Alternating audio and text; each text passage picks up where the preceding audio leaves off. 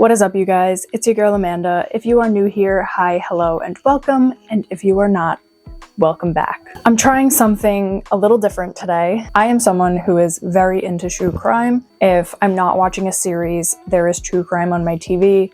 I'm watching some form of a documentary, some true crime series, whatever it is, I am watching it. And I know there are a lot of storytellers out there who do true crime, and I kind of wanted to dabble in it myself and tell a true crime story to you today. I'm also really into documentary style films, so I wanted to tell you this story and mix both true crime storytelling with documentary style imagery in the way that I know how to do. So with that being said, I'm going to tell you a true crime story today. You may or may not have heard of this case.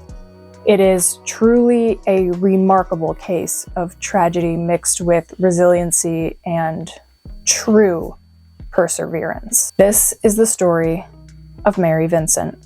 I would like to say that this story may get a little graphic for viewers and listeners, so please be advised. This story contains violence and references to sexual assault. Proceed as you wish, but be mindful if you are sensitive to such material. You have been warned. With that being said, let's get into the story of Mary Vincent.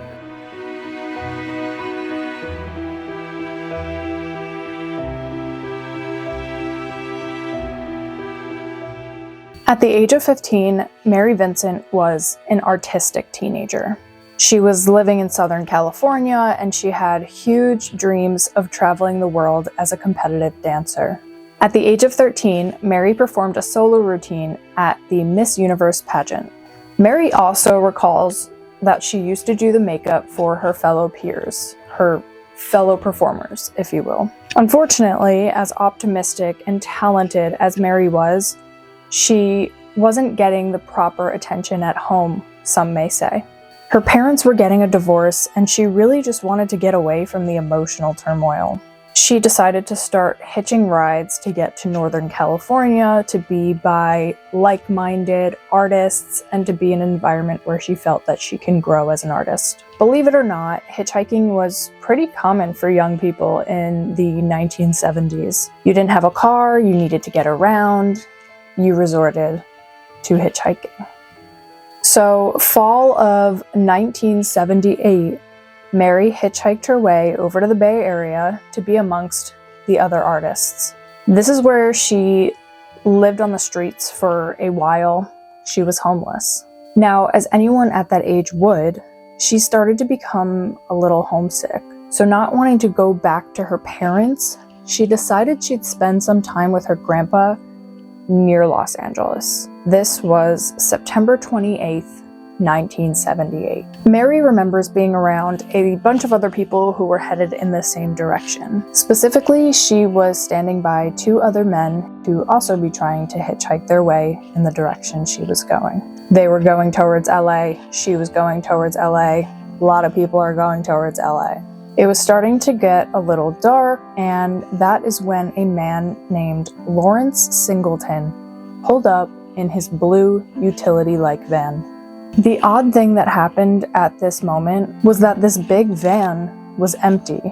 However, Singleton said he only had room for one passenger. Being that this was a strange thing, that this guy was saying he can only take one passenger, the guys that she was standing near actually pulled her aside and said, "Hey, I wouldn't get in there if I were you." Mary was super tired.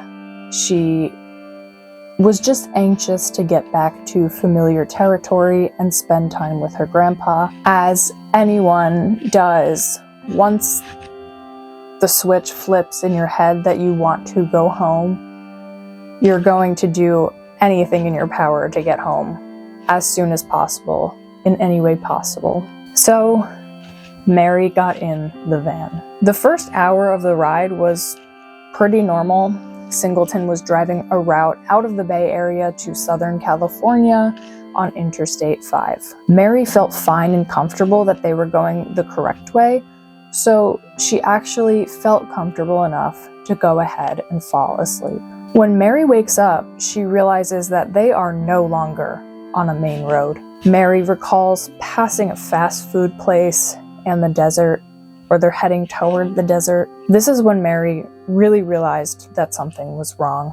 This is when she was demanding and pleading with Singleton to turn around. Singleton told her that this was actually just an accident and that they had gotten lost along the way. Singleton then pulled over to drain the main vein, if you will. He had to pee. So Mary saw this as an opportunity. They were out in the middle of nowhere, so Mary couldn't just hide. She knew she was going to have to make a run for it. No problem. She's only 15 years old. She's a dancer. She had all the ability to make a break for it and take off running. Being that Singleton was 50 or 51 years old, the chances of him keeping up with her wasn't really a concern. So while Singleton went to urinate, Mary noticed her shoe was untied, so she snuck out the passenger door and went to tie her shoe so that it was secure for her to break away. As she bent over to tie her shoe, everything went dark. Lawrence Singleton had come around the van with a sledgehammer and hit her over the head. He then tied her hands and violently raped her while she was coming in and out of consciousness all throughout the night. He also used a butcher knife to sexually assault Mary. If you think that it's not any worse or couldn't get any worse than this, dawn breaks and the morning comes. Singleton had a hatchet in his hand as he dragged Mary out of the van. Then a really horrific event took place. Vincent took his hatchet and Mary's left arm and took a swing, then swung at her right arm. In Mary's words, "He took my left arm and took one swing, and I started to fall. And then he took another swing, and I grabbed his arm, grabbed it real tight, and I couldn't figure out, holding him real tight on his arm, but I'm still falling." Lawrence Singleton had chopped off Mary's arm around 4 inches under her right elbow and about 6 inches under her left elbow. Now thinking that Mary had to be deceased at this point, Singleton dragged her motionless, naked, out-of-breath body down to a ravine about 30 feet down. He threw her where she landed in a culvert, a concrete drainage culvert. Singleton left her there for dead. He chopped her arms off. There's no fingerprints. It was just about the perfect crime Singleton thought he had just committed. Mary was certainly not dead. It was a brisk morning in September, and Mary was motionless and without a doubt in searing pain from her injuries and concussed from the sledgehammer to her head the previous night. Mary had probably lost about half of her blood at this point. But Mary was very much alive. Mary came to, and when she was awake, she would talk to God. She pleaded with God to just let her sleep, and I will deal with it tomorrow. But something in Mary said, that is just not possible. She had to get up. She took all the strength that was left in her body to get up and get out of the drainage culvert. At this point, she had 4 broken ribs, but she knew she had to go get help. She had to stop her attacker. Mary recalled a tactic where you put dirt on your wounds to congeal and almost stop the bleeding. So with the strength that she mustered, she took the dirt from around her and packed it onto her cuts and her wounds to stop the bleeding. Then she climbed out of the ravine where she was cold, wet, dirty, bleeding, and all alone. Mary just started to walk.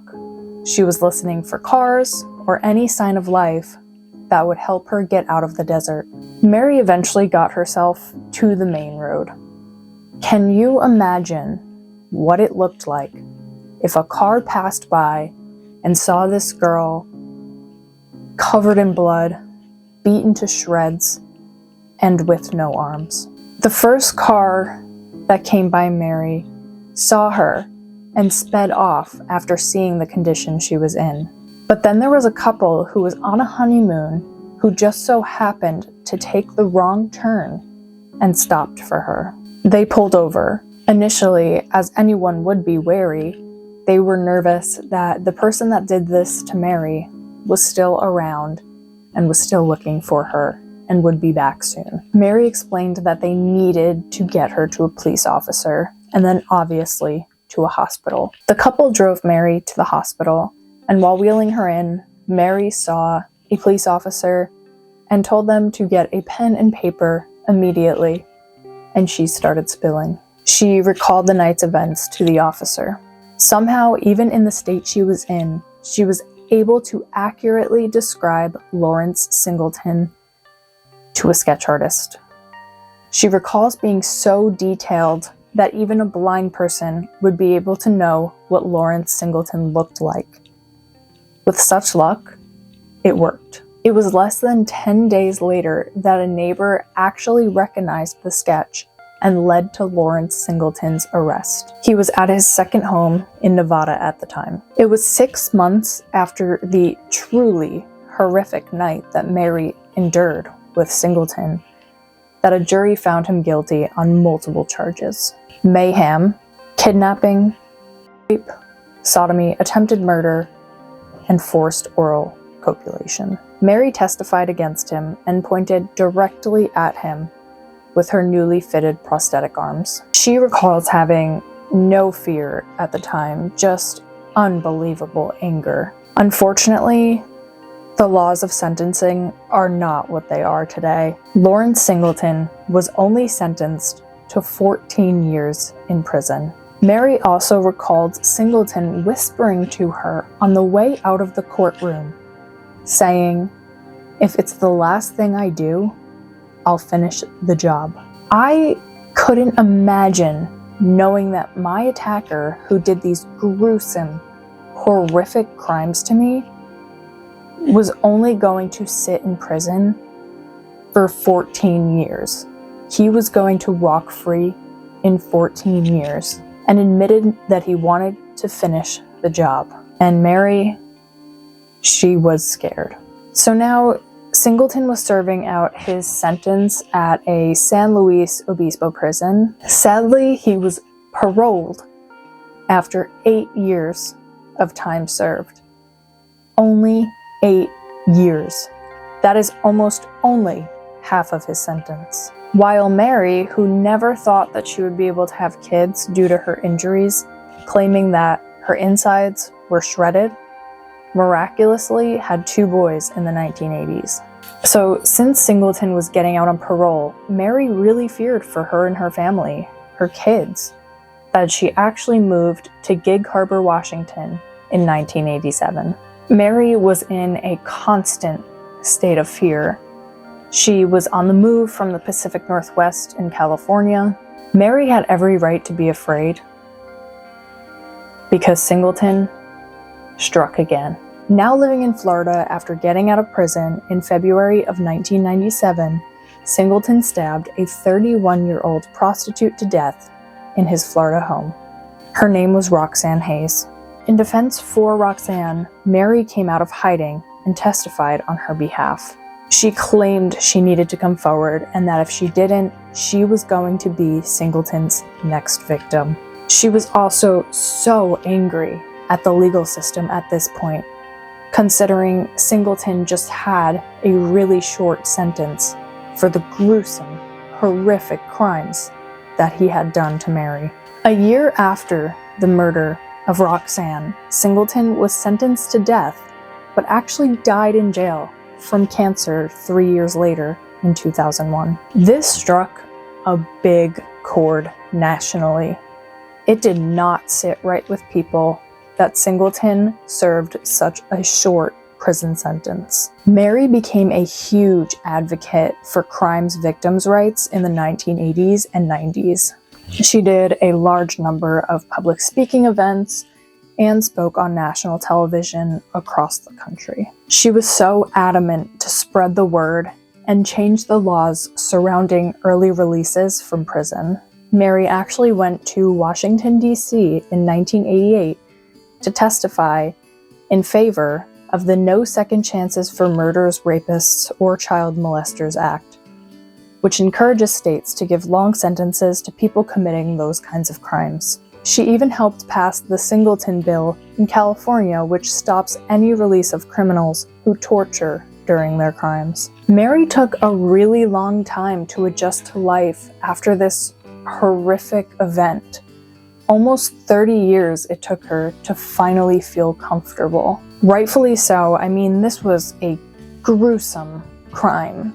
I think many people would not be able to recover emotionally or physically from this at all. I know I probably wouldn't. Mary was so resentful of men that she actually resented her own brothers for being male. This incident had completely broken down her trust.